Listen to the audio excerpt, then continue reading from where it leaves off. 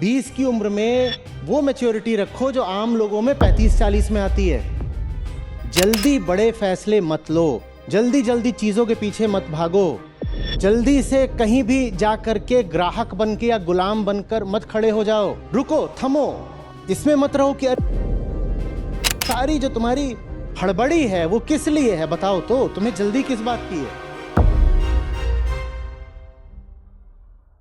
Good evening sir, मेरा नाम समीर है, सेकेंड ईयर से हिंदू कॉलेज। सर मेरा प्रश्न ये है कि हम सब एक समाज में रहते हैं एंड एज ए टीनेजर ये मेरे जीवन का सबसे महत्वपूर्ण समय है। तो सर हम समाज के सामने इस तरह से मास्क क्यों लगाते हैं? भले ही व्यक्ति रेशनल हो और जानता हो कि ये उसका ऑथेंटिक सेल्फ है जिसे वो समाज के सामने रखना चाहता है, लेकिन फिर भी उसे डर क्यों लगता है? ऐसा क्यों है सर? जिससे डरे होते हैं ना उसके सामने सच नहीं बोल पाते, बस यही बात है। उसको तुम वही चेहरा दिखाओगे अपना, जो चेहरा वो देखना चाहता है। ऑथेंटिक सेल्फ उसको कैसे दिखा दोगे? ऑथेंटिक सेल्फ कैसे दिखा दोगे? और ये जवाब कोई बड़ा अद्भुत विलक्षण गहरा जवाब नहीं है, ये ऐसी चीज है जिसको आप रोज अनुभव करते हैं। यहाँ आपके सब दोस्त यार होंगे, आप उनके साथ एक तरह से व्यवहार रखते हैं, उनके सामने आपका एक चेहरा होता है। फिर आप घर जाते हैं, वहाँ ताऊ जी हैं, उनके सामने चेहरा दूसरा हो जाता है, गर्लफ्रेंड के सामने तीसरा हो जाता है। हाँ, हो जाता है ना? हाँ, तो उनमें से कोई भी असली चेहरा नहीं है। सवाल में एक मान्यता बैठी हुई थी, इन्होंने कहा कि हमें पता होता है कि ये हमारा नकली चेहरा है और असली चेहरा दूसरा है। इसमें आपने शुरुआत की आधी बात तो सही बोली, आगे की बात गड़बड़ कर दी।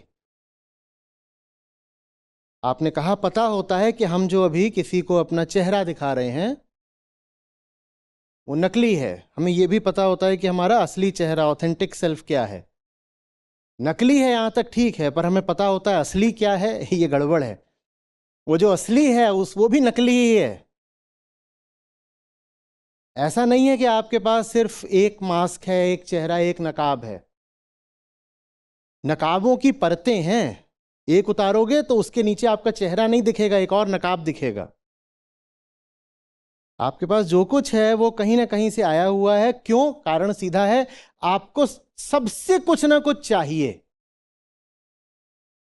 और आपको जिससे जो चाहिए आपको उसके सामने उसके अनुसार ही व्यवहार करना होता है, चेहरा दिखाना होता है। तो बहुत सीधी सी बात है ना, रोज के अनुभव की बात है।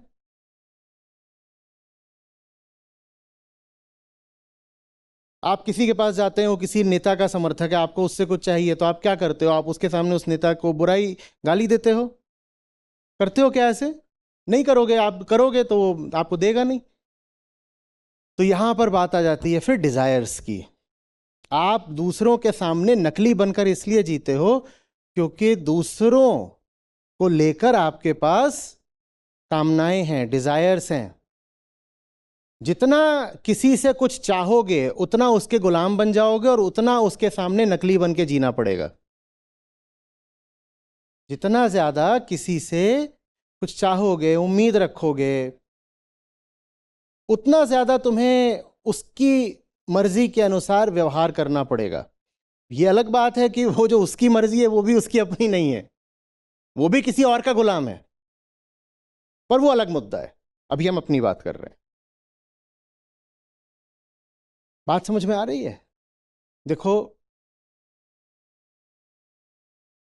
आप टीनेजर हो, आप बड़े हो रहे हो, बहुत तेजी से इन सालों में आप पाते हो कि आपका एक्सपोजर बढ़ रहा है। पहले आप जब जूनियर क्लासेस में होते हो तो सीधे स्कूल जाते हो, वापस आ जाते हो। फिर आप सीनियर क्लासेस में होते हो तो आप स्कूल के बाद इधर उधर भटक भी लेते हो। आप कई बार कोचिंग के लिए दूसरे शहरों में चले जाते हो, ये सब होता है। फिर जब आप कॉलेज में आते हो तो आपकी फ्रीडम और बढ़ जाती है। कई बार तो आप कॉलेज के लिए अपना शहर छोड़ के ही आ गए हो, हॉस्टल में रह रहे हो, बहुत सारा पढ़ाई भी होती है तो उससे आपका मानसिक दायरा बढ़ता है। ये सब हो रहा है। आपकी एनर्जी भी बढ़ रही है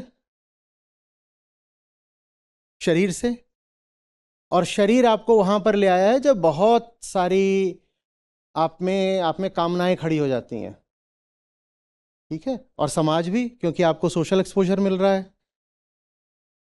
इसमें आपको अगर पता नहीं है कि आपको सचमुच क्या चाहिए, तो फिर आपको सब कुछ चाहिए। जिसको ये नहीं पता कि उसे क्या सचमुच चाहिए, उसे फिर सब कुछ चाहिए। मुझे लग रहा है मुझे कुछ चाहिए, भीतर एक खोखलापन रहता है, भीतर कुछ कांपता सा रहता है, भीतर कुछ कमजोर सा रहता है ना। कई बार आप उसको जवानी में अकेलापन भी बोल देते हो, पर मतलब यह है कि भीतर कुछ गड़बड़ी रहती है हमेशा। उसको नाम कोई भी दे दो, जैसे आजकल वो मीम चल रही है, सरसराहट, सरसराहट, परपराहट। तो नाम उसको कुछ भी दे दो, पर भीतर कुछ लगा तो रहता है ना। कोई उसे अपूर्णता बोलता है, कोई उसे अज्ञान बोलता है, कोई कुछ बोल देता है, लेकिन आपको पता नहीं है वो चीज है क्या। वो आपको बेचैन तो करे रहती है, पर वो पता नहीं है क्या है। तो जब पता होता भी नहीं और पता करना भी नहीं है, क्योंकि पता करने का प्रशिक्षण भी नहीं दिया गया है, तो दुनिया में जितनी चीजें होती हैं ना, आप हर चीज की तरफ भागते हो कि क्या पता यही चीज काम आ जाए। जब मुझे नहीं पता कि मुझे क्या सचमुच चाहिए, तो मुझे फिर सब कुछ चाहिए। मुझे नहीं मालूम मुझे क्या चाहिए, तो मैं यहां भी जाके, हाँ भाई यहाँ क्या चल रहा है, नॉक नॉक, यहाँ पे क्या दिख रहा है, यहाँ पे क्या बेचा जा रहा है, अरे यहाँ पर तो मौज है, अच्छा उधर सब लोग जा रहे हैं, जरा वहां भी आजमा लेते हैं, ये हो जाता है। तो फिर आपकी कामनाएं 100 लोगों से जुड़ जाती हैं, लोगों से, दिशाओं से, व्यवस्थाओं से, चीजों से, जो भी कह लो। आपकी कामनाएं 100 लोगों से जुड़ जाती हैं, ठीक है। और हमने कहा जिससे जितनी कामना रखोगे, उसके सामने उतना ज्यादा झुकना पड़ेगा। और ये कितनी अजीब बात है कि जवानी जो बनी होती है तनकर खड़े होने के लिए, दहाड़ने के लिए, वो जवानी हमें कामनाओं के वशीभूत हर जगह झुकी हुई दिखाई देती है, क्योंकि आपको पता ही नहीं कि आप हो कौन, क्या करना है। हर चीज आकर्षक लगती है। अचानक से इतनी नई नई रोशनियां खिल गई हैं और सब लुभाती हैं। जैसे बरसाती पतंगे देखें, यहाँ पे इतनी सारी हैं ये लाइटें, यहाँ पे अभी एक बरसाती आ जाए पतंगा, तो वो क्या करेगा? वो पूरे समय क्या कर रहा होता है? यहां भी जाएगा, वहां भी जाएगा, यहां भी जाएगा, यहां भी जाएगा, यहां भी जाएगा, हर एक से वफा करता है। पैसा भी चाहिए, तो उसके लिए भी जाते हो, तो वहां पर फिर कहा जाता है कि अब ये कर लो, वो कर लो, एक नया नकली सेल्फ और चढ़ा लो अपने ऊपर। और जो नकली सेल्फ है वो सबसे ज्यादा पता चलता है प्लेसमेंट में, इंटरव्यू के समय।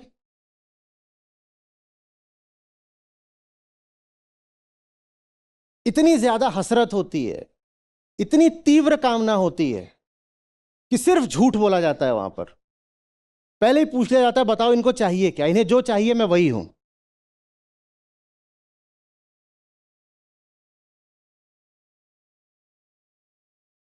तुम दिन को कहो रात तो हम, ये तुमको पसंद हुई बात कर। उससे पूछा, so for how long would you be in our company, because freshers have a high attrition rate. तो बोल रहा है, sir I believe in rebirth.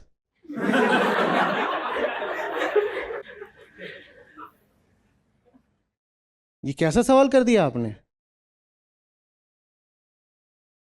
जन्म जन्म का साथ है हमारा तुम्हारा। अब बगल एक कमरे में दूसरा इंटरव्यू चल रहा होगा, दूसरी कंपनी, वो वहां भी जाकर के जन्म जन्म का वादा करके आएगा। क्यों?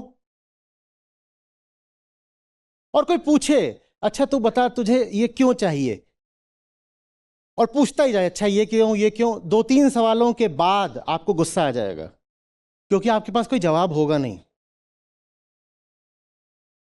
ये बात हंसने की हो सकती है, मजाक की हो सकती है, हमसे बहुत चुटकुले सुना सकते हैं, देर तक हंस सकते हैं, लेकिन ये बात ट्रेजिक है। क्योंकि आप अब बिल्कुल वहां पर पहुंच रहे हो जहां आप जिंदगी के कुछ ऐसे फैसले कर लोगे जो फिर हो सकता है कभी पलट ना पाओ। आप ऐसी दिशाओं में चले जाओगे जहां से वापस लौटना संभव नहीं हो पाएगा।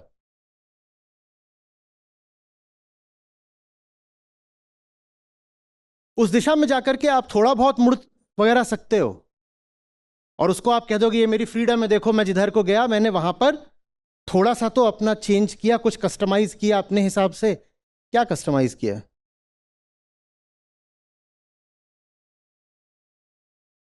ये लगभग ऐसी सी बात है कि आपको अफगानिस्तान भेज दिया गया है और आप कह रहे हो काबुल में डाला था, कंधार आ गया हूं, फ्रीडम पूरी है मेरे पास। हो तो अभी भी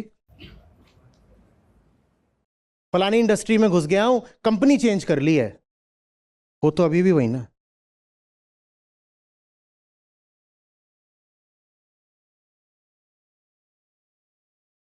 बात समझ में आ रही है? ये मुझे बहुत गजब चाल सी लगती है माया की, कि बहुत जल्दी इंसानों में पूरी जिंदगी का फैसला हो जाता है।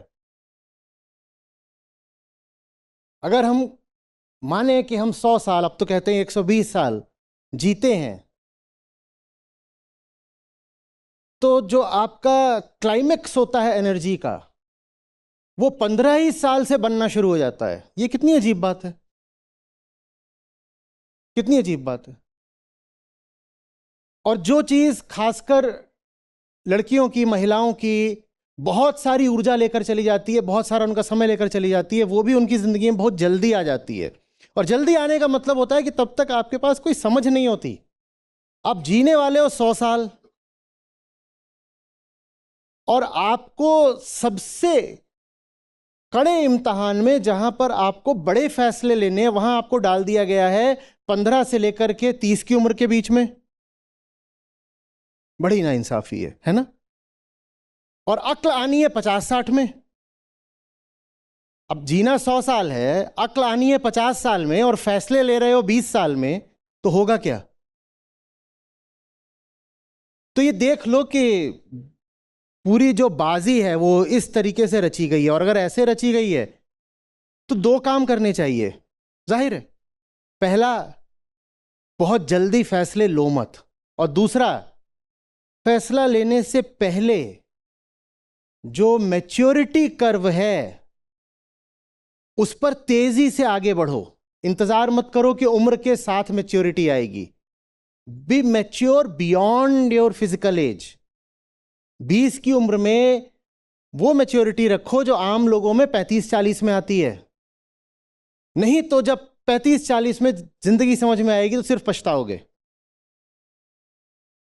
प्रकृति ने व्यवस्था ऐसी कर दी है कि आप बड़े फैसले ले लें बिना मैच्योर हुए। आपकी बॉडी जल्दी मैच्योर कर दी जाती है, कर दी जाती है ना। बॉडी इतनी जल्दी मैच्योर कर दी जाती है। प्यूबर्टी 12 साल, 12 साल में तो आप बहुत ही छोटे, एकदम बच्चे हो। और इनर मैच्योरिटी आती है बहुत बाद में। आउटर फिजिकल मैच्योरिटी तो आ गई 12 से ही शुरू हो गई, और इनर मैच्योरिटी आई है 40, 50, 60 में। ये एक तरह से एग्जिस्टेंशियल कॉन्स्पिरेसी है, इससे बच के रहना। और ये कॉन्स्पिरेसी इसलिए चाहिए ताकि जंगल फलता फूलता रहे। मैं अमेजन रेन फॉरेस्ट की बात नहीं कर रहा हूं, भीतरी जंगल। ये प्रकृति की पुरातन व्यवस्था है ताकि जंगल का कायदा आगे बढ़ता रहे। प्रकृति भी जानती है कि आप बहुत समझदार अगर हो गए जल्दी ही, कि 10 की उम्र में ही अगर एकदम बल्ब जल गए यहां पर, तो फिर आप उन बेवकूफियों में फंसोगे नहीं जिनमें जीवन आपको फंसाना चाहता है। तो कहते हैं इससे पहले इसको ज्यादा समझ आए, इसका काम तमाम कर दो। और जब इसको फिर होश आएगा, समझ आएगी, तब अधिक से अधिक पछताएगा ही। तो फिर पछताता रहेगा, हमारा क्या जाता है, काम तो हो गया।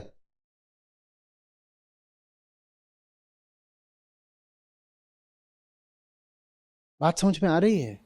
जल्दी बड़े फैसले मत लो, जल्दी जल्दी चीजों के पीछे मत भागो, जल्दी से कहीं भी जा करके ग्राहक बन के या गुलाम बनकर मत खड़े हो जाओ। रुको, थमो। इसमें मत रहो कि अरे दूसरा, उसको तो फलानी जगह इंटर्नशिप मिल गई, मैं ही पीछे रह गया। तुम 2 साल बात कर लेना यार, कोई देर नहीं हो गई। फिर होगा जॉब लग गई, फिर होगा उसका दूसरी यूनिवर्सिटी में एडमिशन हो गया, मैं ही रह गया। उसके बाद आएगा कि शादी हो गई, इसके बाद हो गया बच्चे हो गए। ये जितनी चीजें हैं, इनमें सबसे आगे वो रहेगा जो सबसे पीछे रहेगा। ये जितनी चीजें हैं, इनमें सबसे सफल वो रहेगा जो सबसे विलंब से रहेगा। और अगर जल्दबाजी ही अच्छी बात होती, तो फिर तो जो पैतृक व्यवस्था थी काम धंधे की, वही सबसे अच्छी चीज होती, जो वर्ण व्यवस्था चलती थी। उसमें तो आपके पैदा होने के पहले ही दिन तय हो जाता था कि आप नौकरी क्या करोगे, ठीक। और अगर आप लड़की पैदा हुए हो तो तय ही हो जाता था कि अब नौकरी क्या करोगे, यह सवाल भी नहीं बचता था पहले ही दिन। अगर जल्दी से सब कुछ तय कर लेना इतना बढ़िया होता, तो फिर तो वर्ण व्यवस्था बड़ी अच्छी थी ना। और बाल विवाह बहुत अच्छा था। काहे के लिए परेशान हो रहे हो, इधर जाकर डेटिंग ये वो डंबल बम्बल सब चला रहे हो, क्या कर रहे हो ये? 8 साल का बनना, 6 साल की बननी, 12 साल में गौना।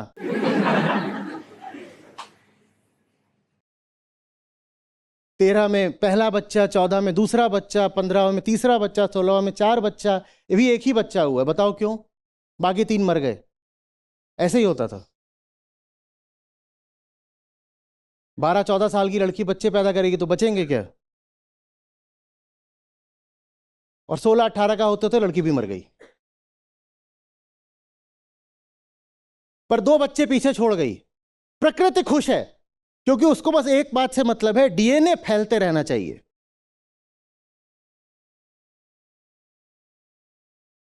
दो पीछे छोड़ दी ना औलादें, काम हो गया, बस ठीक है, तुम इसी के लिए पैदा हुए थे। सारी जो तुम्हारी हड़बड़ी है वो किस लिए है, बताओ तो? तुम्हें जल्दी किस बात की है? ले देकर तुम्हें प्रकृति के मंसूबों को ही पूरा करने की जल्दी होती है, इसीलिए तड़बक तड़बक भागते हो। नौकरी भी जल्दी से क्यों चाहिए?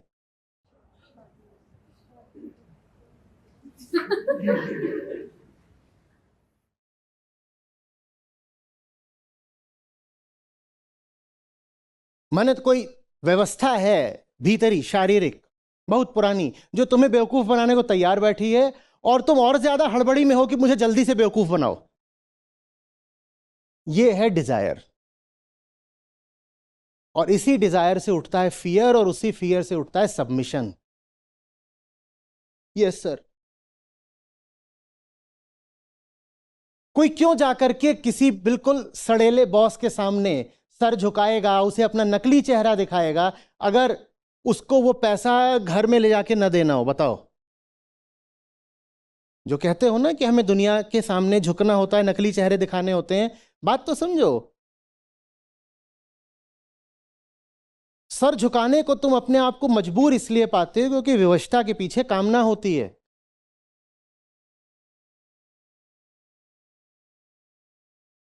और ये कामना एक अनएग्जामिन्ड कामना है। ये ऐसी कामना है जिस पे तुमने कभी जाकर विचार नहीं किया कि मुझे ये चीज चाहिए भी कि नहीं चाहिए। लोग घर खरीद लेते हैं, इतनी मोटी ईएमआई पाल लेते हैं। अब उसके बाद आपको पता भी हो कि आपका ऑर्गेनाइजेशन करप्ट है पूरे तरीके से, और घटिया काम कर रहा है, क्रूएलिटी का काम कर रहा है, हेरा फेरी का काम कर रहा है, दुनिया को बर्बाद करने का काम कर रहा है, आप नौकरी छोड़ सकते हो? आप सर झुका के चलोगे वहां पर। क्यों? क्योंकि आपने वहां पर एक हाउसिंग लोन की ईएमआई बांध ली है। समझ में आ रहा है सर क्यों झुकता है? क्योंकि हमारी कामनाएं अंधी हैं। और वो जो घर है जिसकी आपने ईएमआई बांधी है, वो और कुछ नहीं है, वो जंगल के किसी जानवर की गुफा है। वो वहीं से कैरी फॉरवर्ड हुआ। ये बात समझ में आ रही है? जंगल में हर जानवर अपने लिए कुछ ठिकाना बनाता है ना, तो हमारी भी वही इंस्टिंक्ट है। चिड़िया अंडे देने के लिए घोंसला बनाती है ना, वही हमारी इंस्टिंक्ट है, घर होना चाहिए, घर होना चाहिए। कोई घर घर करे तो समझ लो बात अंडों की हो रही है।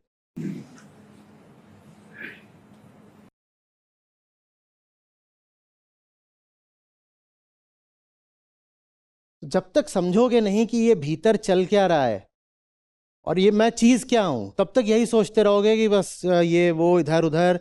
बहुत बढ़िया रंगीन बाजार सजा हुआ है, जैसे छोटे बच्चे मेले में आ जाते हैं ऐसे देखते हैं आंखें फाड़ के चारों ओर, वैसे ही देखोगे और हर दुकान पे भागोगे कुछ उठाने के लिए, और जहां जाओगे वहीं पर दाम वसूला जाएगा।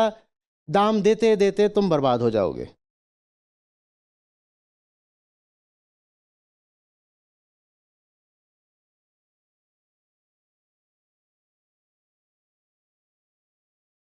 साइलेंस, हाँ। बट मैं इसीलिए बहुत जोर देता हूं और बहुत कोशिश करता हूं कि मुझे सुनने वालों में जवान लोग ज्यादा रहें। बेचारे बुजुर्ग जब सुनते हैं तो सिर्फ आहत होते हैं।